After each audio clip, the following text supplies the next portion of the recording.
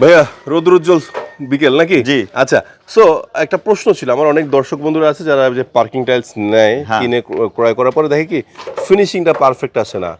তো এই সমস্যা কি আপনাদের আছে কিনা? না না না, আমাদের এই সমস্যা নাই। কারণ কি, আমরা মনে করেন যে মাল বানানোর পরে প্রতিটা ট্রে ডিমোল্ড করার পরে আবার নিয়ে আসে আবার ওয়াশ করি। আচ্ছা, আবার wash উৎপাদনের করে- পূর্বে ওয়াশ করে নেওয়া হয়? হ্যাঁ, উৎপাদনের পূর্বে আবার ওয়াশ করা হয়। ওয়াশ করে মনে করেন যে আমরা এগুলো আবার ডেলিভারি করি। এই যে মনে করেন যে সাইডগুলো হ্যাঁ। কোনা ফিনিশিং এইগুলো ভালোভাবে আমরা এটা করলে সুবিধা মনে কি করেন হয়? এটা ফিনিশিংটা ভালো আছে। সাইডেও যে এরকম ফিনিশিং আসবে, উপরেও সেই রকম ও, ফিনিশিং আসবে। সেম ফিনিশিং সেম থাকবে। ফিনিশিং আসবে সাইড আচ্ছা, এবং আচ্ছা, উপরে। আচ্ছা, এই- সো এই ডিজাইনগুলো নেওয়ার জন্য জনগণরা কোথায় আসবে, আমার দর্শক বন্ধুরা? আমাদের দর্শক বন্ধুরা চলে আসবে, যদি মিরপুর থেকে আসে তাহলে বিরুলিয়া ব্রিজ পর্যন্ত আসবে বেরিবাদ দিয়ে।